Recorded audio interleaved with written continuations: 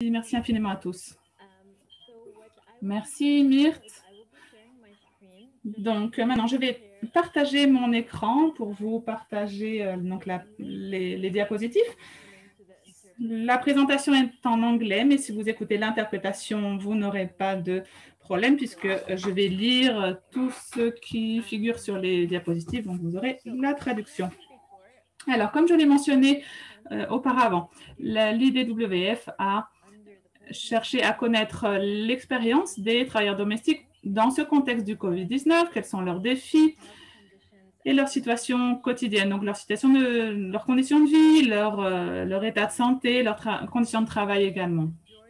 L'étude a porté sur 3 pays, en Jordanie, au Qatar et au Koweït.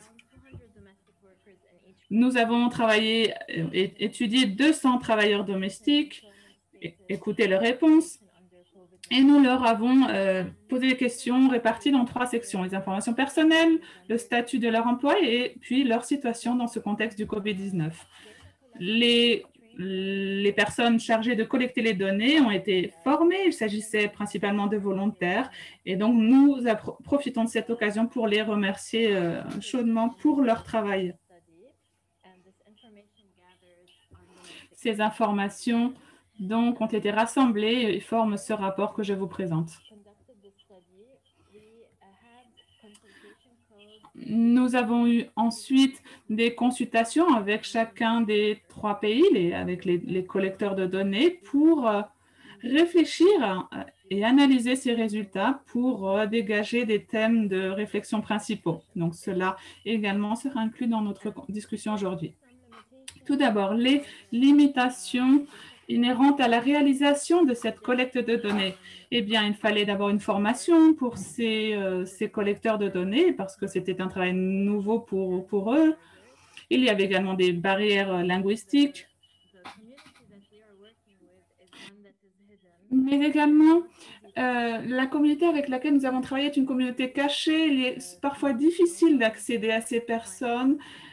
Donc, il a fallu redoubler d'efforts pour trouver des travailleurs enclins, disposés à répondre à nos questions. Donc, ça a été un défi également. Donc, chacun des travailleurs domestiques qui réalisait l'entretien s'est en général adressé à sa propre communauté et a exploité son propre réseau pour accéder à ces personnes. L'étude montre des informations qui ne sont pas nouvelles. D'abord, à savoir que la vaste majorité des travailleurs domestiques sont des femmes et des migrants. Ils dépendent de ces emplois parce que c'est leur principale source de revenus et la majorité d'entre elles donc, sont les principaux fournisseurs, sources de revenus de leur famille. La plupart des travailleuses domestiques au Koweït et Qatar travaillent pour un seul employeur. Bien souvent, elles vivent sur le lieu de travail. Et en revanche, en Jordanie, 38% du travail des personnes travaillent pour un seul employeur et 40% pour un ou plusieurs employeurs. En Jordanie et au Koweït, il est intéressant de voir que la plupart des travailleuses domestiques étaient conscientes, connaissaient les mesures prises par le gouvernement pour lutter contre le Covid-19. Toutefois, au Qatar, seulement 45% d'entre elles affirmaient qu'elles ignoraient si le gouvernement avait pris des mesures pour lutter contre cette pandémie. Nous avons voulu également aborder la question des contrats et des lois du travail. Et en Jordanie, 31% des personnes interviewées, 49% au Koweït et 62% au Qatar, disposaient d'un contrat de travail. Et certains ne savaient pas, en revanche, s'ils disposaient d'un contrat ou non. Et donc, nous avons posé cette question qui a été centrale. Et dans les 3 pays, la réponse s'explique par le fait que les employeurs ou les agences ne partagent pas bien souvent les informations liées au contrat avec les travailleurs. Et puis, tout simplement, certains n'ont pas de contrat parce qu'ils n'ont pas de documents, tout simplement, de papier. Ils sont entrés illégalement sur le territoire ou ils sont entrés avec un visa de touriste ou ont commencé à travailler mais n'ont jamais, avec un contrat, mais n'ont jamais cherché à le renouveler. On peut voir que malgré l'existence de ces lois et ces réglementations qui sont spécifiques aux travailleurs domestiques, migrants, malgré l'existence de ces lois, la sensibilité, la connaissance de ces lois est relativement faible. En effet, 50% en Jordanie et 49% au Koweït et au Qatar ont répondu qu'elles savaient qu'il existait un droit spécifique pour ce type de travail. Alors, ici, nous avons les documents officiels en possession de ces travailleuses domestiques dans les 3 pays. On peut voir ici que au Koweït et au Qatar, le travail, le permis de résidence est le domestique, le document le plus possédé par les travailleuses domestiques. Ensuite, nous avons croiser ces informations avec la nationalité. Nous avons réalisé que dans ces 3 pays, les travailleuses domestiques des Philippines étaient en majorité en possession de ces documents. C'est-à-dire que là, il y a vraiment une tendance liée aux Philippines en particulier. Nous voulions également étudier l'espace de vie de ces travailleuses domestiques. Donc, nous leur avons posé la question. Nous avons demandé avec combien de personnes elles vivent, et si elles vivent avec leur employeur ou à l'extérieur de leur lieu de travail. Et nous avons qu'au Qatar, la plupart des travailleuses domestiques partagent un espace de vie avec 4 à 6 personnes, en les incluant. Au Koweït, ce pourcentage est plus élevé parce que 44% des personnes qui ont répondu ont indiqué vivre dans un endroit avec 6 à 8 personnes. En revanche, en Jordanie, les personnes interrogées ne vivaient qu'avec 1 ou 4 personnes. Concernant la santé, la plupart des travailleuses domestiques qui souffrent d'une pathologie reçoivent un traitement. 83% en Jordanie, 63% au Koweït et 56% au Qatar. Au Koweït et au Qatar, l'employeur est responsable de la provision de ce traitement. 50% d'entre eux couvrent les coûts. En revanche, seuls % des employeurs en Jordanie s'occupent des coûts médicaux. Alors, lorsque nous avons posé la question, nous nous sommes rendus compte que la Jordanie a expliqué qu'il s'agit cela est dû au fait que les travailleurs sont des freelancers et elles ont plusieurs employeurs responsables. Donc, c'est plus difficile de gérer ces questions de santé. Concernant les congés, au Koweït, 34% ne sont pas autorisés à prendre un seul jour de congé. Au Qatar, 35%. Et en Jordanie, 6% ne prennent aucun jour de congé.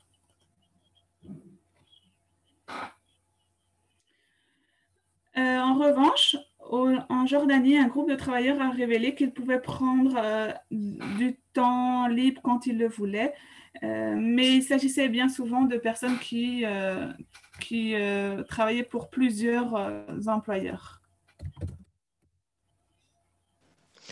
Dans cette diapo, nous pouvons voir les salaires mensuels. Nous avons les différentes couleurs qui identifient les pays, comme vous voyez à l'écran. Et vous voyez que la plupart sont dans une fourchette d'entre 300 et 500 dollars par mois, dollars américains. Mais la Jordanie montre un pourcentage plus haut des revenus parce que la fourchette va entre 500 et 700 dollars. Puis, nous avons étudié ces chiffres et dans chaque pays, nous avons observé aussi les nationalités parce que nous souhaitions voir s'il y avait une différence entre les différentes nationalités qui gagnaient un montant différent d'argent, un salaire différent. Parce que cela est un standard qui s'applique, une norme qui s'applique à tous. En Jordanie, la plupart de travailleuses du Bangladesh gagnaient entre 100 et 300 dollars et les travailleurs de l'Indonésie étaient ceux qui étaient payés les plus. Au Koweït, la plupart étaient au-dessus de 300 à 400 dollars et en Philippines et Éthiopie étaient ceux qui étaient mieux payés. Au Qatar, les résultats significatifs étaient que les travailleurs du Kenya étaient payés moins que d'autres travailleurs dans les pays où les 59% des travailleurs au Kenya gagnent entre 0 et 300 dollars par mois. Une possible conclusion de cela, après observation de ces chiffres, les commentaires étaient que dans les cas où les travailleurs domestiques travaillaient pour plus d'un employeur, le montant d'argent était probablement plus haut que s'ils travaillaient pour un seul employeur parce que les salaires s'additionnent. Voilà pourquoi la plupart, la communauté en Jordanie gagne plus parce que la plupart sont des freelances, travaillent en tant que freelance. En ce qui concerne la COVID-19, un nombre très réduit des travailleurs ont perdu leur emploi pour cette raison ou ont été licenciés pour cette raison. Au Qatar, c'était 2 au Qatar, 19 au Koweït et 69 en Jordanie, dans l'échantillon de notre étude. Et pour ceux qui travaillaient pour un seul employeur, avaient moins de chances de perdre leur travail et pendant la pandémie. Pendant nos conversations, on a observé qu'au Qatar et au Koweït, les documents et les papiers et pour les travailleurs domestiques étaient vraiment nécessaires et ils ne pouvaient pas se permettre, les employeurs ne pouvaient pas se permettre d'avoir des sans-papiers. Et au Koweït, il y avait beaucoup de gens sans papiers et pendant la période amnésique, donc ils n'ont pas été inclus dans cette étude. Et en Jordanie, ceci pouvait être expliqué par le plus haut nombre de travailleurs domestiques qui ne logeaient pas chez l'employeur et qui étaient employés pour plus d'un employeur. Même si quelques-uns d'entre eux ont perdu leur travail, ils ont été, même s'ils n'ont pas perdu leur travail, et ils ont été, ils devaient suivre de nouvelles normes, de nouvelles régulations.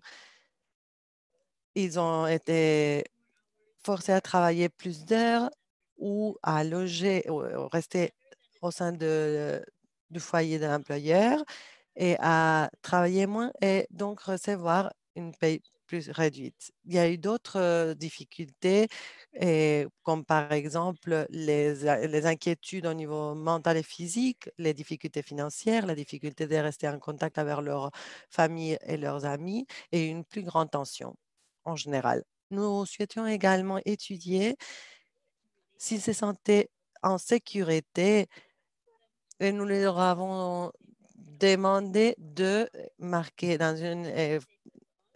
un chiffre de 1 à 5 s'ils se sentaient en sécurité ou non. Et nous voyons à l'écran les différentes couleurs qui identifient les pays, rose pour le Qatar, bleu pour le Koweït et jaune pour la Jordanie. Et nous voyons le plus grand nombre de participants qui ne se sentaient pas en sécurité. Et puis en Jordanie et au Qatar, les chiffres étaient entre 4 et 5. Et il est intéressant de voir que la plupart de ceux qui ont participé au sondage n'avaient pas contracté la COVID-19 et au moment où nous avons mené ce sondage. Nous souhaitions également observer le soutien qu'ils recevaient de la part du gouvernement et du pays où ils résident ou de la part des groupes et communautaires, des organisations communautaires et des ONG. Et nous voyons les supports du gouvernement à différents niveaux. Et il est clair que les ONG et les groupes communautaires ont pu avoir accès à un plus grand nombre de travailleurs en ce qui concerne les aides. La plupart des aides ont été reflétées dans les aides alimentaires et dans l'équipement nécessaire pour travailler.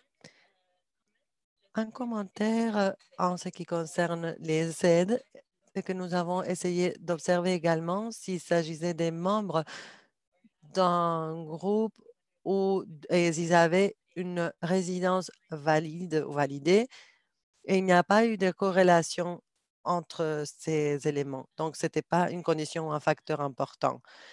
La sensibilisation ou le fait de savoir que des groupes communautaires existent, nous avons ça dépend de la nationalité selon le pays. Nous leur avons demandé s'ils connaissaient l'existence de ces groupes communautaires et les chiffres varient énormément.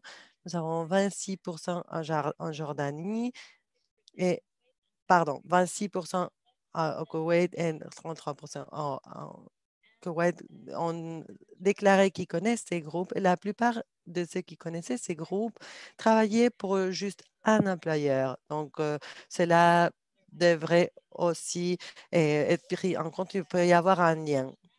Lorsque nous avons observé les nationalités, nous avons vu qu'il y a certaines nationalités qui étaient totalement au courant de l'existence de ces groupes et d'autres pas du tout. Donc, lorsque nous avons demandé aux 3 pays pendant notre sondage pourquoi cela pouvait être le cas, ils ont dit que certaines communautés n'ont pas accès ou ont moins d'accès aux smartphones et aux connexions Internet, alors que d'autres peut-être utilisent moins les réseaux sociaux. Et ils croient que ceux qui n'ont pas des jours de congé peuvent être moins au courant de l'existence des groupes communautaires.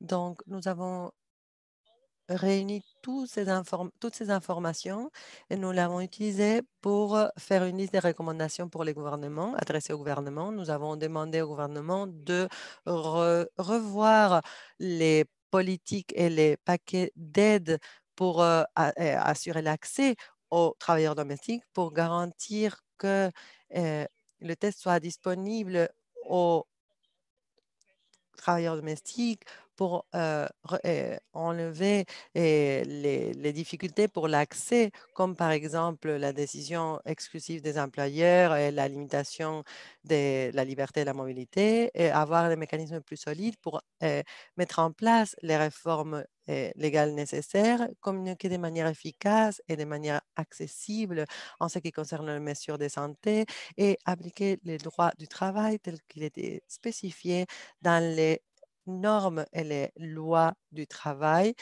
et surtout en ce qui concerne les travailleurs domestiques spécifiquement. En ce qui concerne les groupes communautaires et les ONG, nous recommandons qu'ils aient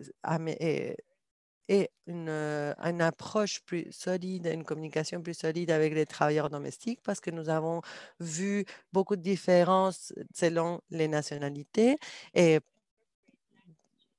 ils doivent incorporer, nous recommandons qu'ils incorporent différentes langues pour pouvoir communiquer mieux avec les différentes nationalités. Aussi, faire du lobby avec le gouvernement pour avoir plus de protection pour les travailleurs domestiques dans le contexte de la COVID-19 et leur assurer la vaccination une fois que le vaccin soit disponible, tel qu'il est le cas maintenant, ou commence à être le cas maintenant.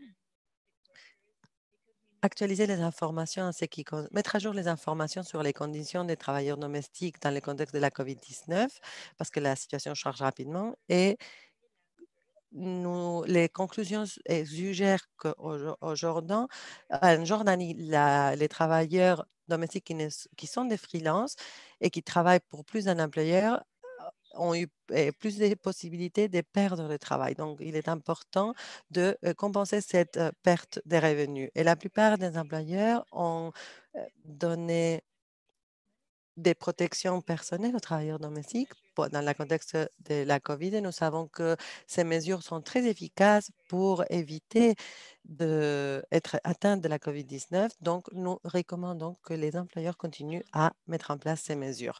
Maintenant, nous avons 3 collecteurs des données et des travailleurs domestiques qui sont avec nous dans ce séminaire aujourd'hui et nous aimerions entendre leur expérience et les anecdotes et les histoires qu'ils souhaitent partager avec nous. Donc, je vais arrêter de partager mon écran pour que vous puissiez les voir lorsqu'ils apparaissent sur l'écran. En premier lieu, je tiens à inviter Maggie du Qatar. Salut Maggie, pour que vous vous présentiez d'abord. Oui, je suis Margaret Kabou. Je représente les travailleurs domestiques au Qatar. Je viens du Kenya. Je suis au Qatar depuis 8 ans et je suis ravie d'être ici avec vous aujourd'hui et je suis ravie j'étais ravie de participer du sondage, de l'organiser également et de partager ces informations avec vous aujourd'hui. Lara au micro, merci Maggie. L'une des choses que vous souhaitez est, on voudrait vous demander de partager avec nous quelque chose que vous n'allez jamais oublier lors du déroulement de cette étude. Maggie au micro. Oui, une des choses que je n'avais pas oublié, quelque chose que je n'avais pas oublié et que j'ai vécu pendant le sondage, est que cette expérience est vraiment très enrichissante, a été très enrichissante pour moi et pour d'autres interviewés, mais ce n'était pas facile pour quelqu'un comme nous de faire confiance à un étranger, à un inconnu, et parce que tout d'abord, j'ai appelé les gens que je connaissais et qui me connaissaient, donc je n'étais pas un inconnu. Et quand ce n'était pas le cas, je pouvais ressentir leur peur. Ils avaient peur d'être exposés et parce qu'ils ne savaient pas exactement quel était le but du sondage et si ces informations allaient être partagées avec le gouvernement ou des autorités. Donc, tout d'abord, on devait leur assurer que nous n'allions pas partager leurs données, leurs renseignements personnels. Et la plupart n'ont pas voulu, n'ont pas voulu qu'on partage leur numéro de téléphone, bien sûr. Donc, tout d'abord, cette peur d'être exposé et puis poursuivi par les autorités et juste pour partager ces informations. Et lorsque l'on arrivait à la dernière partie du sondage, on croyait que peut-être la confiance était déjà en place. Peut-être l'interviewé nous disait, je ne souhaite pas soumettre ces formulaires ou ces informations. Il m'est déjà arrivé avec au moins 5 personnes. Ce n'était pas facile de finir le sondage. Et pour la plupart, j'ai même dû le faire en ligne par WhatsApp, par exemple. Et la plupart n'avaient pas accès à Internet ou n'avaient pas, ce n'était pas facile de les contacter par téléphone. Donc, peut-être j'ai passé 3 jours à faire un suivi et un sondage. Et la troisième journée, plusieurs des participants me disaient, je ne souhaite pas partager ces informations. Et je comprends parce que la plupart d'entre eux ne connaissent pas leurs droits, ne savent pas quelles peuvent être les conséquences de participer à un sondage comme celui-ci.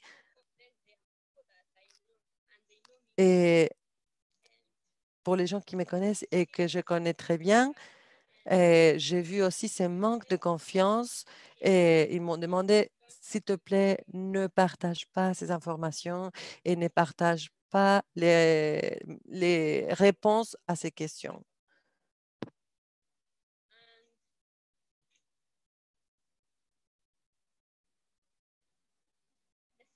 Et un autre problème était le langage. Parce que pour moi, par exemple, et que j'étais chargée de Kenya, Sri Lanka et Ghana. Par exemple, moi, je viens de Kenya et mon interviewée était d'Asie du Sud et elle ne parle pas anglais, mais elle est fluente en arabe. Donc, je devais penser très, très vite avec un anglais un peu euh, basique, si on veut, et travailler avec cet arabe que je comprenais à peine. Et bah, on est arrivé quand même à communiquer et parfois j'ai cherché sur Google quelques termes, leur traduction, et pareil avec le Sri Lanka. Donc, j'ai appris énormément. C'était une bonne expérience. Et c'était à la fois passionnant pour moi et pour ceux qui ont participé, mais en même temps, ça a été difficile. La plupart des participants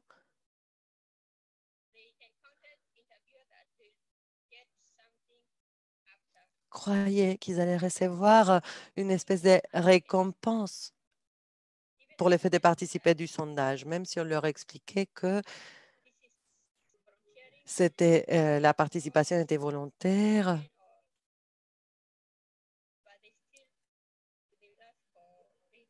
Et malgré cela, ils attendaient une récompense, par exemple une aide alimentaire ou quelque sorte d'aide. Et et pour finir, pour conclure, l'une des choses les plus difficiles était le choix du moment, établir un horaire parce que la, la plupart de ces sondages ont été répondus pendant le confinement. Et lorsque les travailleurs domestiques sont à la maison, ils travaillent à plein temps. Ils n'ont pas de temps libre. Donc, c'était vraiment très difficile de trouver un moment. Et lorsque j'arrivais à les avoir au téléphone ou qu'elles m'appelaient, elles étaient déjà très, très fatiguées parce qu'elles travaillaient très tard la nuit. Et je pouvais ressentir leur fatigue et je me sentais coupable de leur enlever leur temps de repos. Donc, j'appelais le lendemain et ils étaient occupés toute la matinée, toute l'après-midi. Donc, c'était difficile de trouver un moment pour, euh, pour pouvoir faire le sondage. Donc, j'insistais jusqu'au moment où on arrivait à finir le travail, à répondre à ce sondage. Lara au micro, merci beaucoup Maggie. Je sais que vous avez eu un travail très difficile pour collecter ces données et comme vous avez mentionné, il y a tellement de défis. Nous apprécions vraiment, vraiment votre aide. Merci beaucoup. Donc, quelle partie de cette étude vous a aidé à avoir une meilleure idée de la situation des travailleurs domestiques dans ces trois pays?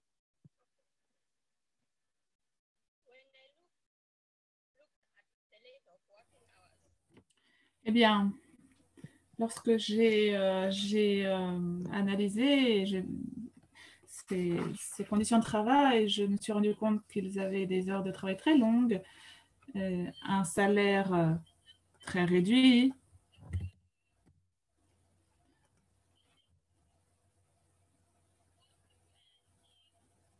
Elles ont, elles avaient parfois des enfants à leur charge, des personnes dépendantes, et malgré cela, il fallait être rapide et être toujours disponible au travail. Certaines d'entre elles avaient le temps d'accéder aux communications et pouvaient entrer en contact avec leur famille et leurs amis. Mais pour beaucoup d'entre elles, en tous les cas, il était difficile d'envoyer de l'argent à leur famille. Et bien souvent, elles devaient envoyer à leurs amis parce qu'ils ne pouvaient pas accéder directement à leur famille mais parfois, ils devaient attendre plusieurs mois avant de pouvoir envoyer l'argent dont ils disposaient, parce que les barrières et les limitations sont nombreuses. Par exemple, beaucoup d'entre elles n'ont pas de compte bancaire, donc l'envoi d'argent à l'étranger est très, très difficile.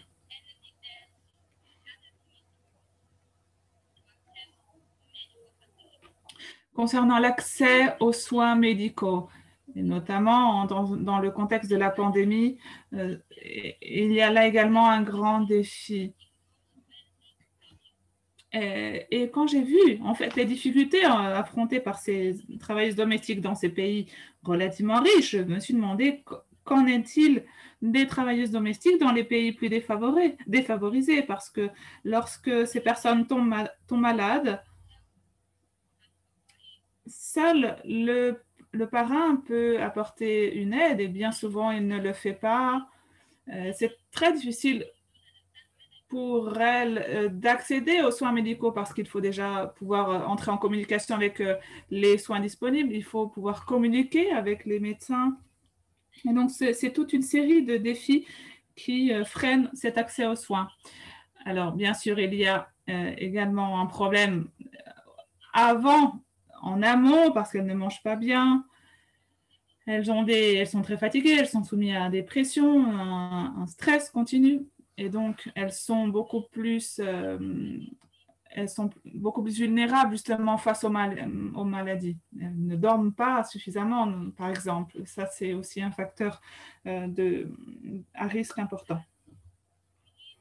Alors, nous devons, à mon sens, éduquer ces personnes, leur apporter des connaissances, et notamment les personnes en Asie, au Sri Lanka. Je crois qu'il faut faire quelque chose pour elles parce que ces travailleurs sont là pour faire de l'argent simplement. Et je crois au nom de l'obtention de cet argent, elles mettent véritablement en danger leur vie. Et je crois qu'il faut faire quelque chose pour elles.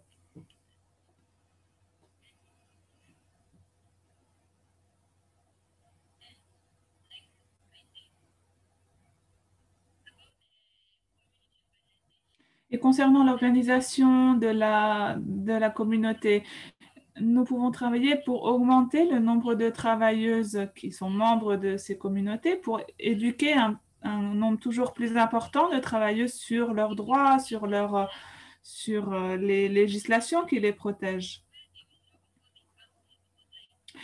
Pour qu'elles sachent à qui s'adresser en cas de problème.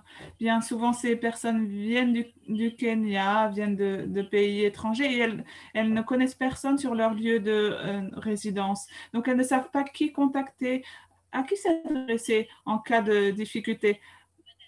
Parfois, il y a des groupes qui existent, mais ces travailleuses domestiques ne sont même pas au courant qu'il y a des groupes au sein de leur communauté qui existent. Il faut donc éduquer, enseigner, diffuser ces connaissances, ces informations, pour que ces personnes sachent que lorsqu'elles vont dans ces pays, elles ont des droits. Elles ont droit à un salaire, elles ont droit à des temps de repos, elles ont droit à une nourriture décente, à un vrai repas, pas seulement juste quelque chose sur le coin de la table. Elles doivent être nourries correctement et pas seulement avec des restes. Elles ne peuvent pas travailler 20 heures par jour. Il faut qu'elles sachent tout cela pour pouvoir se défendre. Et elles doivent connaître également quelques rudiments sur les contrats, parce que beaucoup d'agents signent des contrats pour les travailleuses domestiques, mais et bien souvent les travailleuses obtiennent leur contrat à l'aéroport et elles sont contraintes de rester. Elles n'ont plus après aucun temps libre et aucune liberté pour rentrer chez elles lorsqu'elles le souhaitent.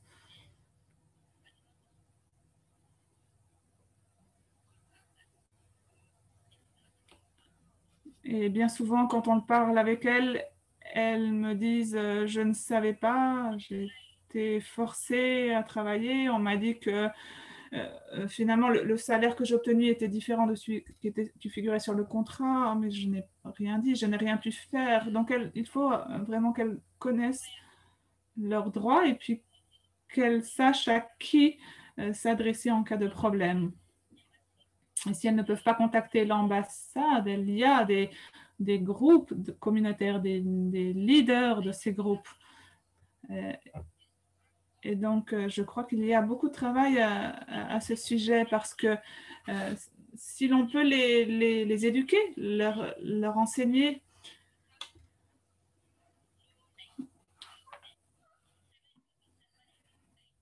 et si on peut transmettre ces informations, nous serons de plus en plus nombreux et les informations vont se diffuser ensuite naturellement. Il faut, par exemple, qu'elles sachent qu'elles ont le droit d'obtenir des médicaments adaptés à leur pathologie, le cas échéant. Elles ont le droit de conserver leurs documents, leurs papiers.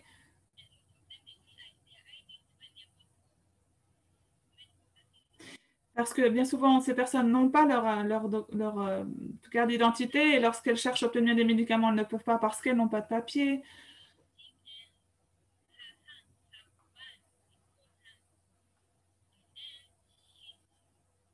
Et donc, la personne se retrouve avec les points liés en quelque sorte. Elle est là bloquée pendant 6 mois, par exemple. Donc, j'ai eu le cas d'une personne qui a eu un problème de santé sévère et qui n'a pas pu être transférée à l'hôpital justement à cause de ses problèmes administratifs.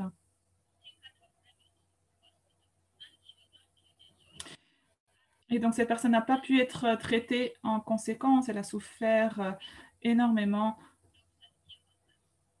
avant d'obtenir ce dont elle avait besoin. Parce qu'elle n'avait tout simplement aucun document pour prouver son identité. Et ça, ce n'est pas tolérable. Donc ça, c'est un sujet sur lequel nous devons travailler également et informer les gens. Nous pouvons utiliser pour cela les médias sociaux. Et pour donner à ces personnes un accès rapide aux connaissances, aux informations, pour connaître les médecins éventuellement vers lesquels se diriger, que ces personnes sachent qu'elles ont le droit de conserver leurs papiers. Parce que si elles se font arrêter par la police et qu'elles n'ont pas de papier d'identité, par exemple, elles se retrouvent hors la loi, il n'y a plus rien à faire pour elles. Donc c'est quelque chose d'essentiel, c'est là, conserver leur papier.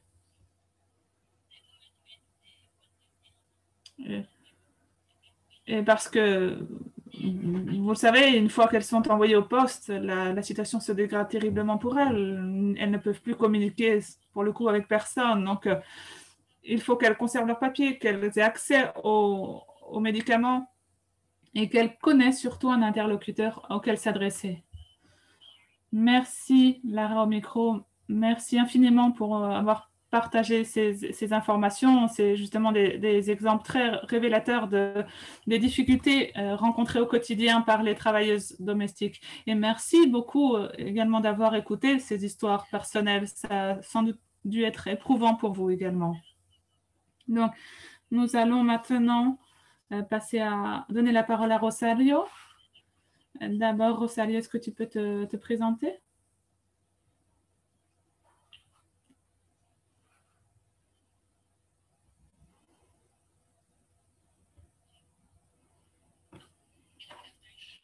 Bonjour, bonsoir, je suis du Liban. Bonjour à tous du Liban, du Qatar et du Koweït. Je suis Rosario, mes collègues m'appellent Chin. Je suis au Qatar depuis 8 ans et je travaille comme travailleuse domestique avec 3 formidables familles. Je suis sur le point de changer de parrain le mois prochain d'ailleurs. J'ai travaillé au Qatar pendant 4 ans. Et l'année dernière,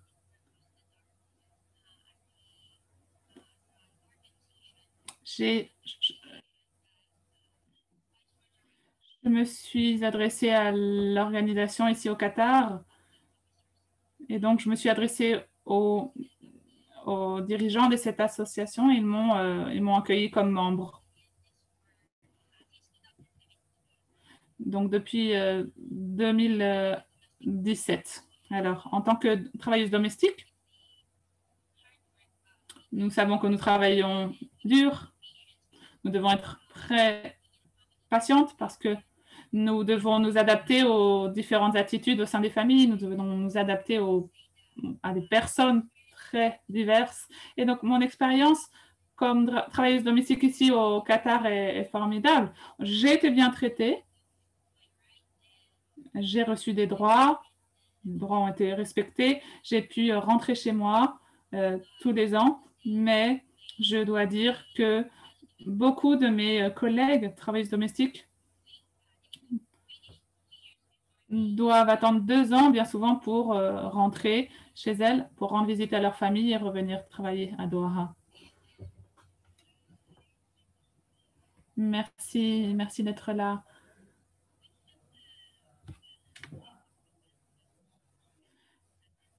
Alors, quelles données présentées dans cette étude sur le COVID-19 pensez-vous constituer un facteur motivant pour les plans que vous allez élaborer au sein de votre organisation?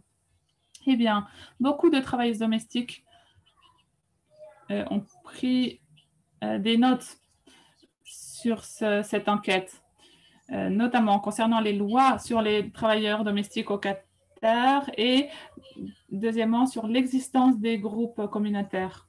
Les lois sur le travail domestique au Qatar ont été approuvées en août 2017. Donc, c'est relativement nouveau.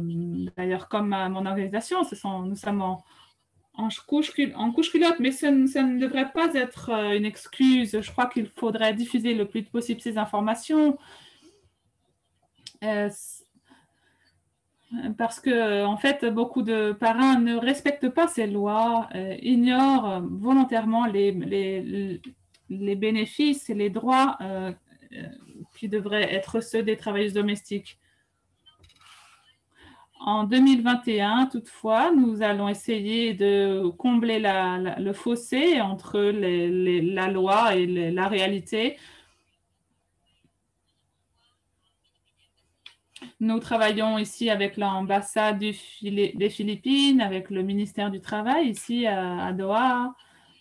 Et donc, nous travaillons au sein de mon organisation et nous travaillons également donc avec le gouvernement du Qatar. Nous travaillons avec d'autres groupes communautaires, notre leader d'autres nationalités également pour unir nos efforts. Nous sommes en train de constituer une plateforme sur les réseaux sociaux pour mobiliser les personnes et pour faire connaître ce droit. Nous serons disposés à aller de maison en maison, de foyer en foyer pour faire connaître aux travailleuses domestiques leurs droits, pour leur expliquer leurs droits, ce droit du travail concernant les travailleuses domestiques. Beaucoup de mes collègues, en effet, m'interrogent sur leurs droits parce que bien souvent, leurs parrains ne respectent pas ces droits, parfois ne les ignorent complètement.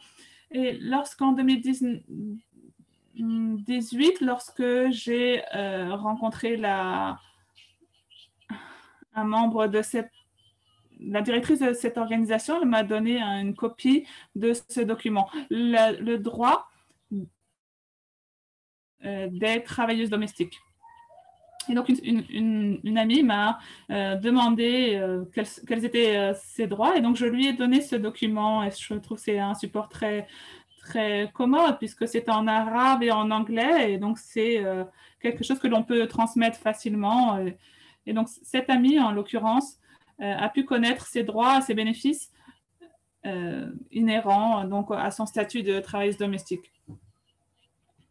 Je sais que ce droit des travailleuses domestiques ne sera pas respecté si nous n'avons pas l'aide des gouvernements et des employeurs également. Les agences qui fournissent de la main-d'œuvre également doivent être des acteurs de ce respect du droit parce que sinon, en fin de compte, nous ne souhaitons que le respect de ces droits.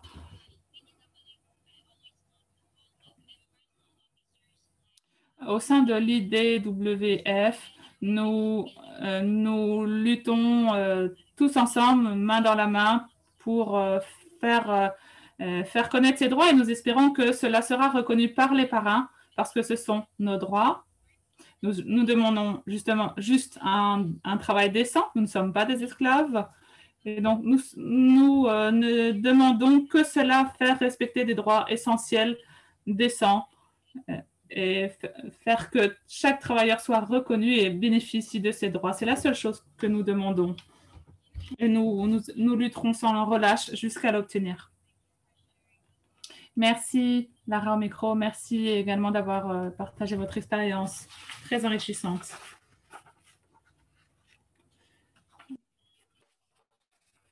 Et enfin, de la Jordanie, nous avons Mayjoy. Est-ce que Mayjoy, tu peux te présenter? Bonjour, bonsoir, où que vous soyez. Je suis Mayjoy Salapari, une travailleuse domestique qui travaille ici en Jordanie depuis 12 ans maintenant. Je suis la présidente de l'Association des travailleuses domestiques et de l'organisation de la communauté philippine également.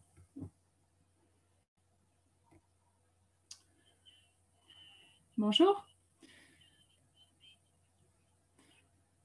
On vous appelle en général Joy pour raccourcir. Alors, après cette étude, une fois que vous avez terminé cette étude, vous avez mentionné plusieurs fois que vous recommandez de réaliser d'autres études. Est-ce que vous pourriez nous en dire plus?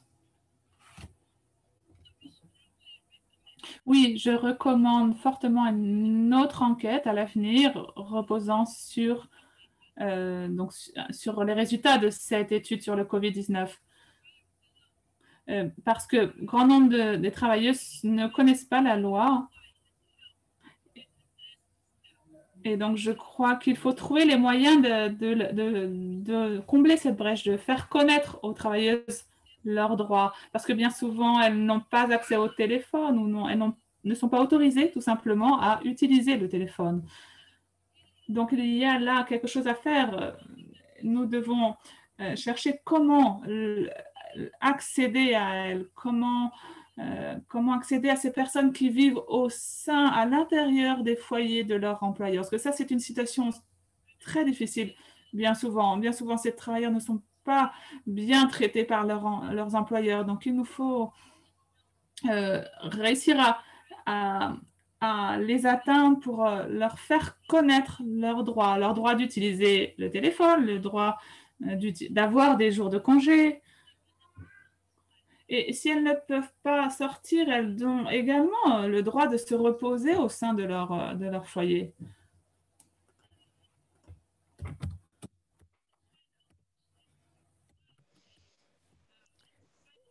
Et aussi, il faut voir s'ils ont accès à Internet ou à la télévision ou à utiliser des smartphones. Parce que s'ils ne connaissent pas ou ils ne peuvent pas utiliser ces outils, ou comment dire plutôt, comme je disais, les téléphones portables intelligents, les smartphones, elles ne peuvent pas, oh pardon, je ne trouve pas mes mots. Elles ont un accès limité, surtout si elles ont besoin de demander de l'aide, car elles ne peuvent pas utiliser leur téléphone. Donc, si elles souhaitent demander de l'aide, elles ne peuvent pas le faire. Voilà pourquoi nous essayons de, surtout en ce qui concerne les réseaux sociaux et l'accès aux réseaux sociaux et l'accès à l'Internet, à la télévision,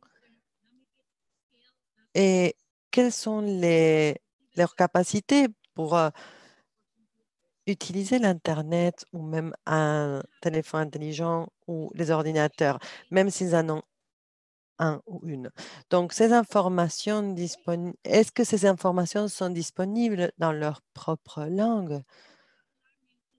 Et il est aussi préoccupant de savoir qu'il y a tellement de travailleurs qui n'ont aucune idée qu'il existe des organisations qui représentent les secteurs de travailleurs domestiques. Pourquoi ils ne sont pas au courant et qui sont laissés à la traîne? Parce que ceux qui logent chez leur employeur ne savent pas qu'il y a des organisations comme la Fédération internationale des travailleurs domestiques ou d'autres organisations dans leur propre pays qui aident les travailleurs domestiques, surtout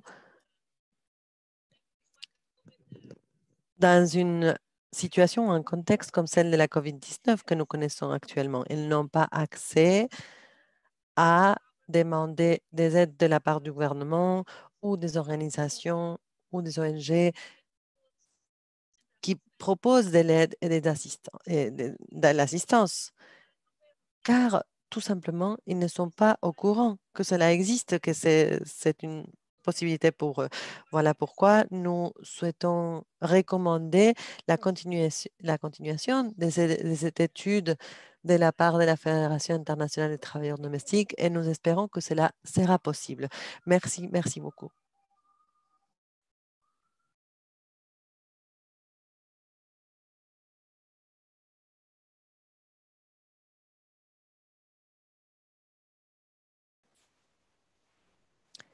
Oui, allô? Nous attendons l'audio de la part de l'orateur.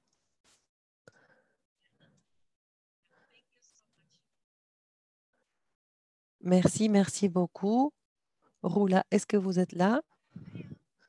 Roula au micro, oui, je suis là.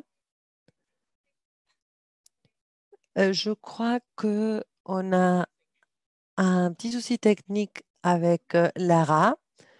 Son écran est resté bloqué.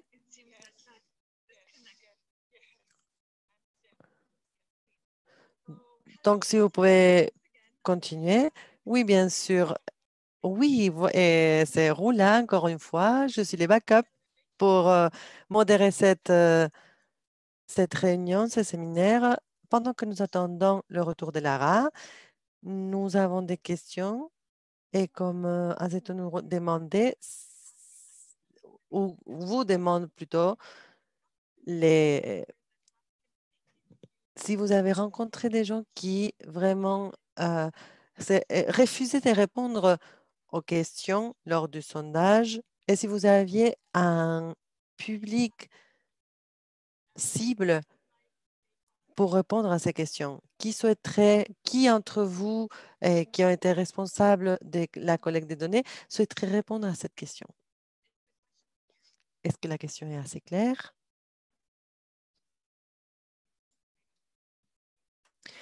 Pouvez-vous répéter la question, s'il vous plaît?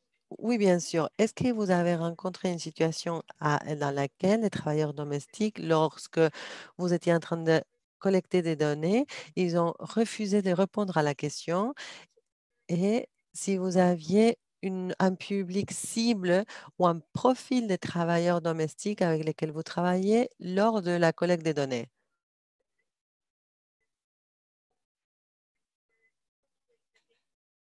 Donc, lors de la collecte des données, est-ce que vous avez rencontré des travailleurs domestiques qui ont refusé de répondre aux questions ou si vous aviez un profil de travailleurs domestiques cible, un public cible spécifique pour la collecte des données? Voici la question. C'est celle-là la question. Nous attendons quelques instants. Il y a un petit problème technique. C'est réglé. Super. Donc, bonjour, bon après-midi, bonne soirée à tous. Et merci, Roula, d'être la modératrice de backup. Donc, en tant que responsable de collecter des données, pendant les sondages, j'ai rencontré des interviewés, des travailleurs domestiques de l'Asie du Sud où on était au milieu des questionnaires et au bout d'un moment, elle me disait, je ne peux plus, je ne pense pas que je peux continuer, j'ai peur que mon employeur soit au courant que je suis en train de donner des informations. Donc, à ce moment-là, on ne pouvait rien faire d'autre qu'arrêter le questionnaire. Mais bien évidemment, auparavant, on leur expliquait que leur nom et prénom n'allaient pas être inclus dans les questions, les réponses au questionnaire. Bien sûr, et leur téléphone non plus ne serait pas publié. Mais bien sûr, nous devions respecter leurs décisions. Donc, cela faisait un peu effet boule de neige, car nous devions savoir, par exemple, si les travailleurs domestiques étaient logés chez l'employeur ou pas, et nous apprenons tout cela lors du déroulement du sondage. Nous avons été donnés un quota pour les différentes nationalités pour la réalisation du sondage, et c'était enrichissant, très enrichissant, même si c'était difficile. Au moins pour moi, c'était la première fois que je faisais cette collecte de données de cette manière. Et je devais vraiment gagner la confiance des interviewés parce que nous ne les connaissons pas, on se connaît juste d'avoir parlé au téléphone et du coup, nous sommes des inconnus pour nous interviewer. Donc, il fallait leur expliquer que nous allions respecter leurs décisions. Si elles décidaient d'échanger d'avis, bien sûr, nous allions garder leur numéro, mais nous allions respecter leurs décisions, peu importe la décision qu'elles prenaient. Bien, Lara est de retour. Lara au micro. Oui, je suis vraiment désolée. C'est des problèmes techniques que je ne peux pas maîtriser et qui arrivent toujours au pire moment, bien sûr.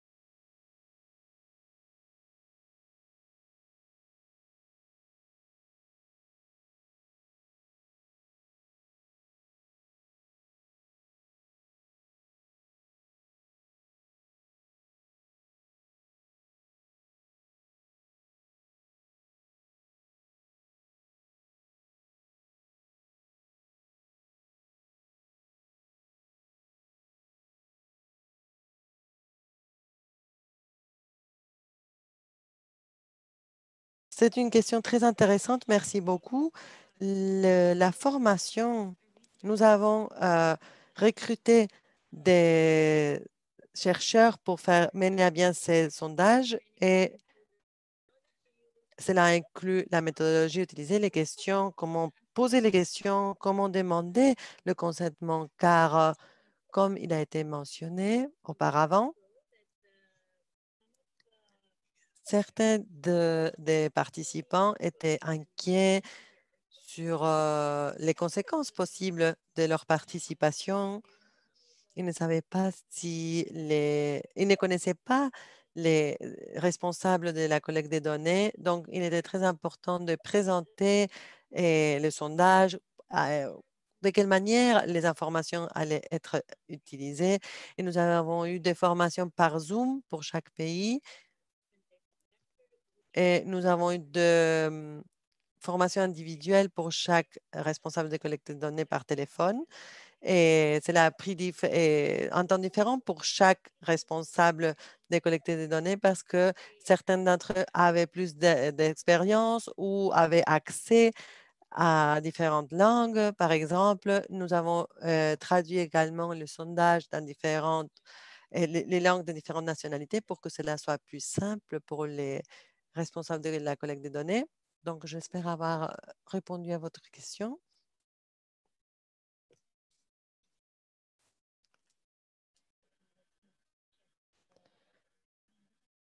Je vais vérifier s'il n'y a pas d'autres questions. Nous avons un commentaire de la part de Rosa. Si Rosa souhaite bien formuler son commentaire dans la messagerie, s'il vous plaît.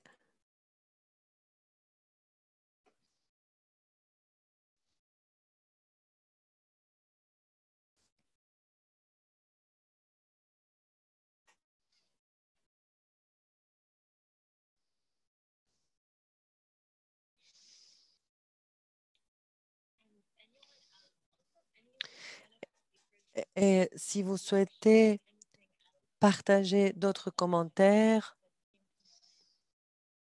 n'hésitez pas, s'il vous plaît.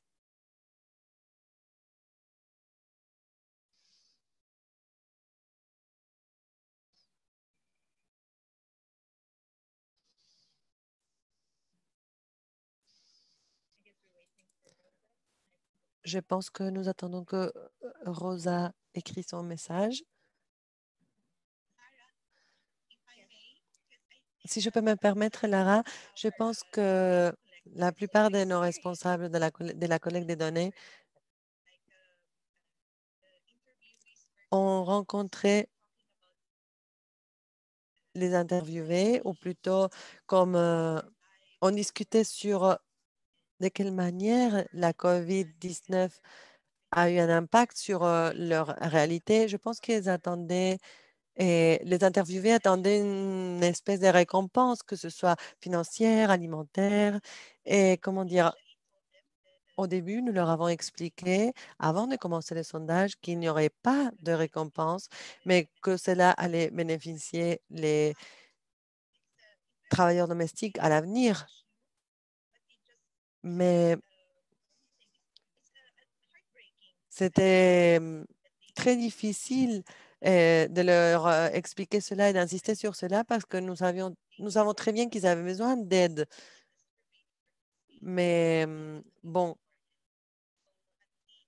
à la fin de l'entretien, nous devions leur dire si vous avez besoin d'une aide alimentaire, nous les mettions en contact avec les organisations responsables, les ONG qui pouvaient vraiment fournir ces aides. Dans le cas du Qatar, nous avons Qatar Charity qui fournit des paquets alimentaires pour ceux qui ont perdu leur travail dans le contexte de la pandémie. Et je pense que certains des collecteurs de données ici présents ont rencontré ce type de situation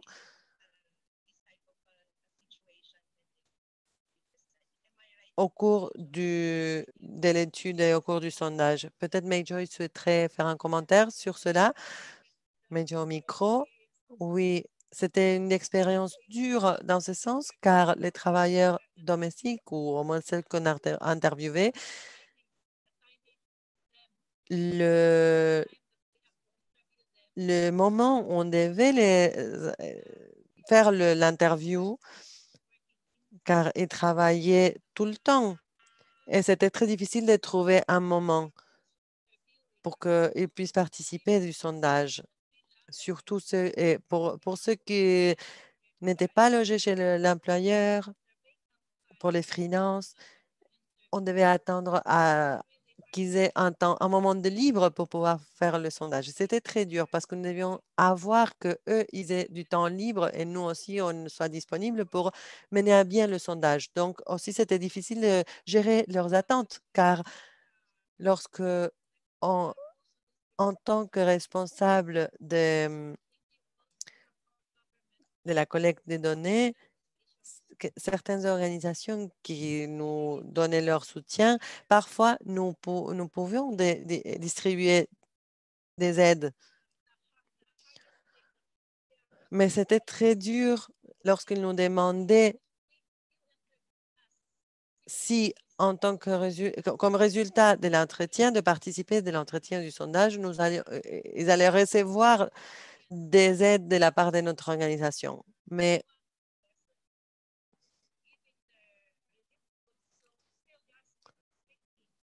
on expliquait que ce n'était pas possible de le faire nous-mêmes, mais on leur expliquait qu'on pouvait les mettre en contact avec ceux qui pouvaient donner des aides.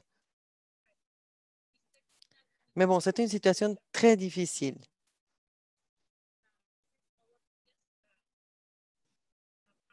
C'était le plus grand problème que nous avons rencontré lors du déroulement des entretiens, les attentes et des interviewés et le temps pour répondre au questionnaire.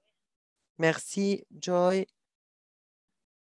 et merci à tous. C'était très dur de gérer tout cela, ce que vous expliquez, car et ceux qui participaient du sondage avaient besoin d'aide et en même temps, on ne pouvait pas leur donner ces aides. Donc, et comme vous avez très bien expliqué, des fois, on se sentait coupable de leur enlever leur temps de libre pour répondre à ces questions. Donc, je tiens à vous remercier encore une fois pour tout votre travail. Je suis en train de lire la messagerie et il y a un commentaire sur comment ils sont et quel est l'impact des travailleurs domestiques dans le contexte de la COVID. Les travailleurs et domestiques devaient faire leur travail et dans certains cas, ils n'ont pas perdu leur travail. Cependant, ils devaient faire face à d'autres challenges.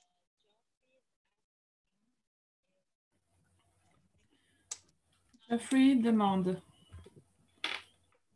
la plupart des travailleurs domestiques n'ont pas de numéro de téléphone par manque de documentation officielle. Comment pensez-vous les contacter?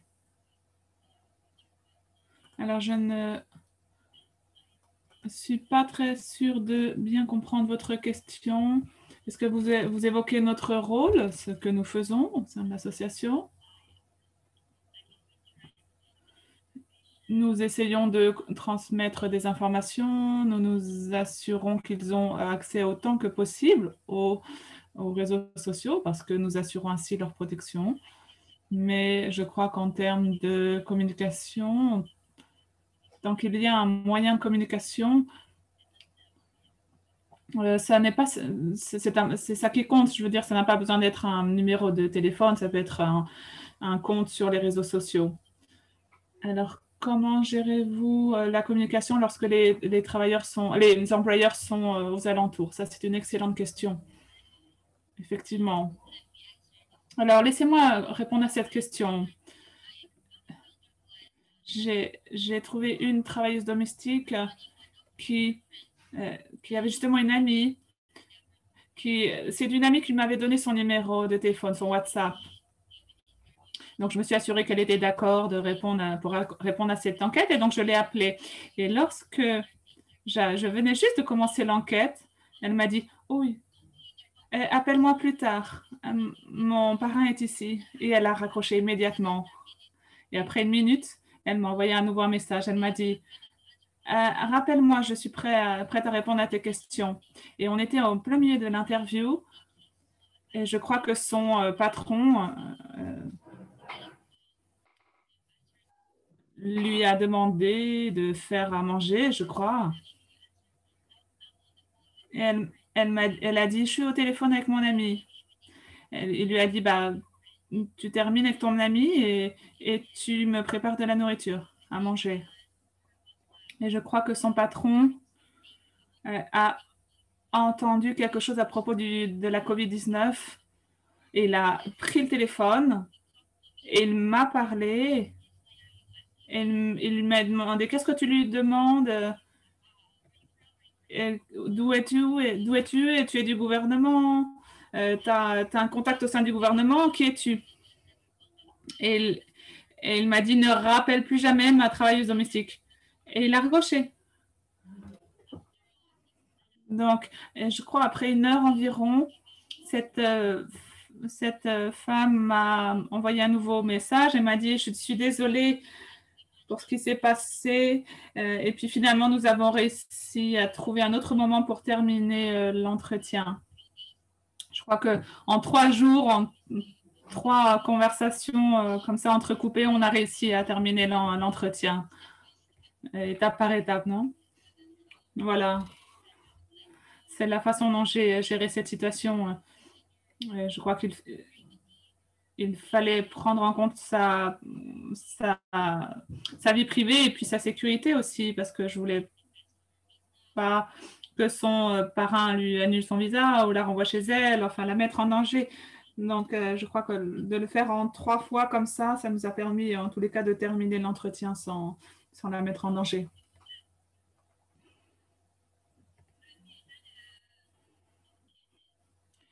Alors, moi, j'ai eu 2 cas similaires. Lorsque j'ai appelé une femme, j'ai en fait d'abord parlé à son parrain. Je posais une question et lui, il demandait à la travailleuse, à sa femme de ménage. Donc, ce n'est pas la femme de ménage qui me répondait directement. Donc,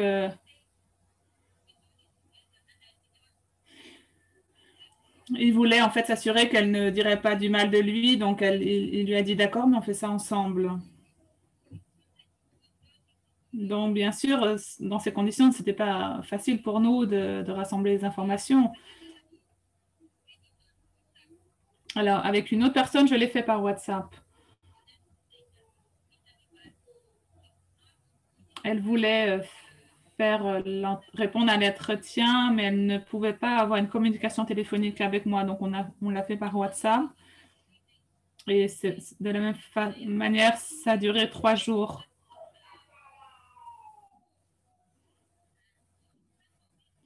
Donc, certains de ces employeurs étaient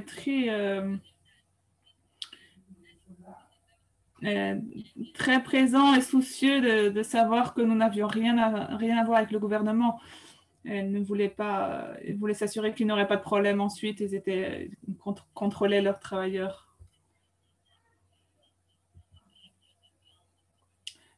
Lara au micro, je crois que c'est juste ces situations rencontrées par nos intervieweurs, justement, sont très révélatrices de la situation quotidienne de ces travailleuses domestiques. Et je crois que c'est très judicieux les réactions que vous avez eues parce qu'il nous faut nous assurer avant tout que les travailleuses domestiques sont en sécurité, que nous garantissons leur sécurité, que nous ne les mettons pas en danger.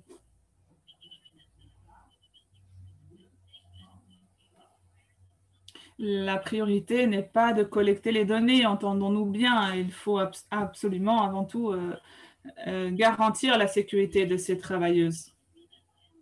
Notre commentaire partagé par Geoffrey. Parler de la santé mentale. Parce qu'après le Covid, nous avons noté beaucoup de difficultés en la matière. Alors, je crois que certaines organisations ont pris en compte cette dimension. Et effectivement, c'est un sujet d'importance. Merci pour cette suggestion. Bien.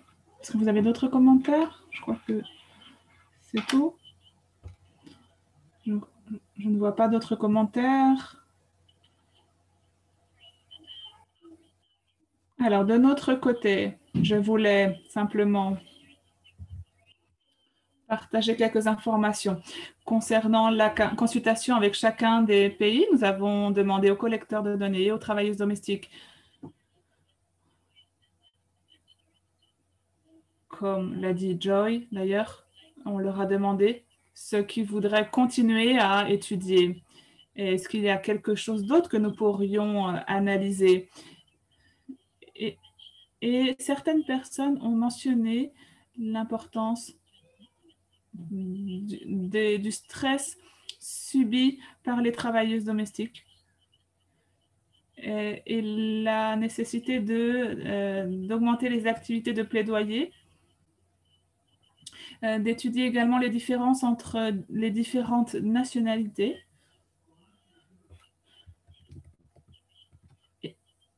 et d'étudier les travailleuses domestiques qui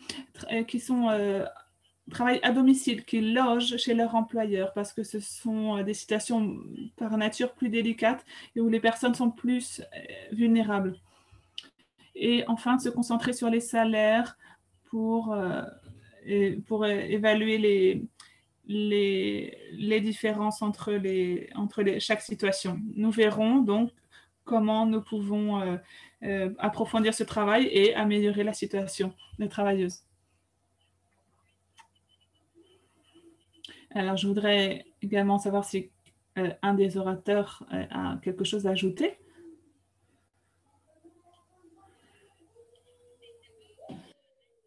Oui, à propos de la santé mentale, Margaret au micro. C'est une grande préoccupation, en effet, car j'ai remarqué que la plupart des travailleuses domestiques ont des problèmes de santé mentale. Et cela affecte leur travail, leur humeur au travail. Et leur comportement change soudainement par moment.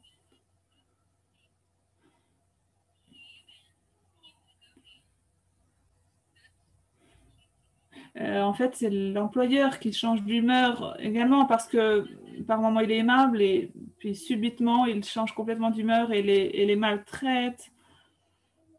Et donc du coup, cela est difficile à gérer pour la travailleuse domestique en face. Donc, bien souvent, lorsque je parlais avec ces travailleuses, il fallait aborder cette question de leur équilibre psychologique sur leur lieu de travail.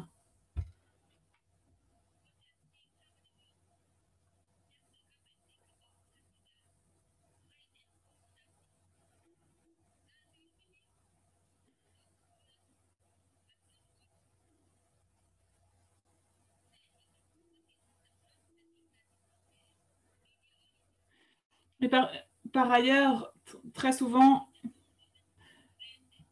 ces personnes n'ont pas confiance en ce qu'ils lisent sur les réseaux sociaux.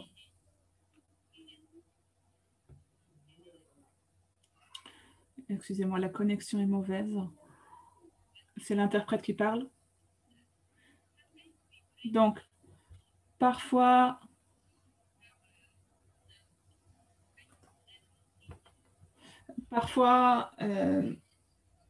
il reste indispensable donc de les former, comme cela a été dit plusieurs fois, leur communiquer des informations et d'instaurer une relation de confiance pour pouvoir les aider, parce que quand ces travailleuses arrivent à la fin de leur contrat,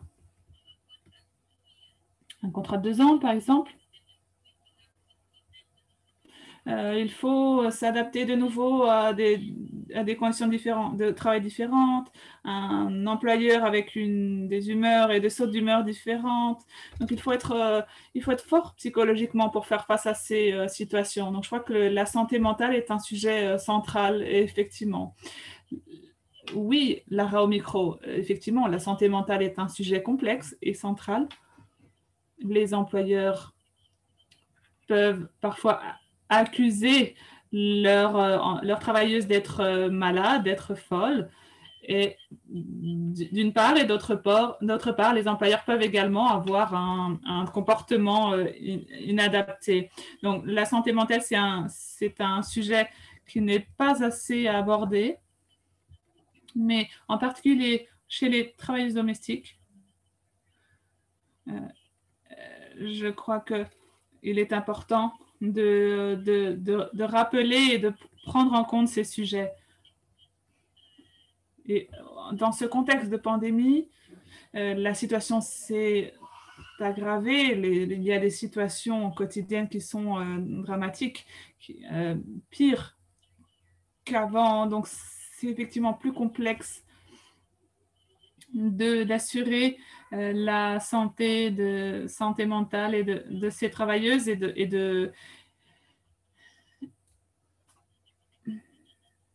c'est un défi pour elles de faire face à des situations très conflictuelles au sein de leur lieu de travail.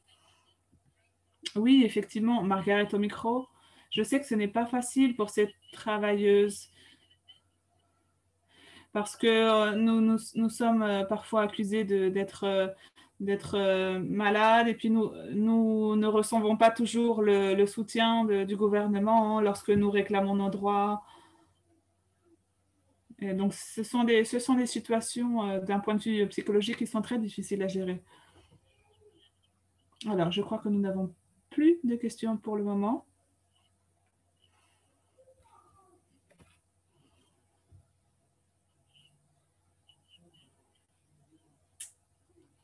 Alors, je crois que nous n'avons plus de commentaires. James Malou.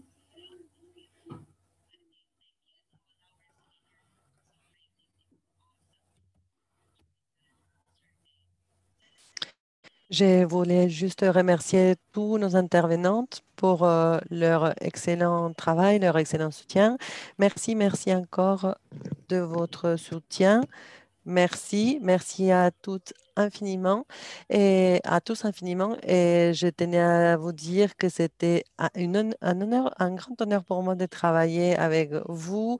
Et vous êtes tellement courageuse, toutes celles qui ont participé de ce sondage, qui ont participé de ces séminaires web ou qui n'ont pas pu participer car ils étaient en train de travailler. C'est un honneur de vous rencontrer et de pouvoir vous retrouver, même si c'est virtuellement. Merci beaucoup de votre intérêt de partager ces moments avec nous aujourd'hui.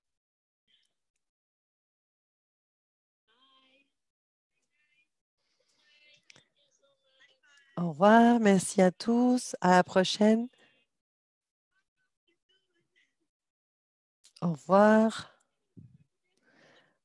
Et si on prenait une photo? Oui, tu as raison. Maggie, tu as raison, c'est ce que tu fais d'habitude, prendre une belle photo.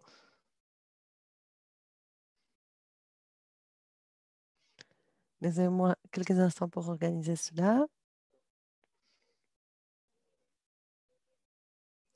Si les participants peuvent allumer leur caméra.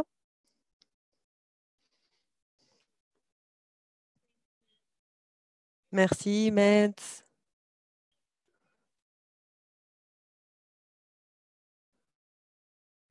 Souriez, s'il vous plaît. Cheese. Très bien. C'est génial, merci. Merci, au revoir. Excellente journée, excellente semaine. Au revoir, prenez soin de vous.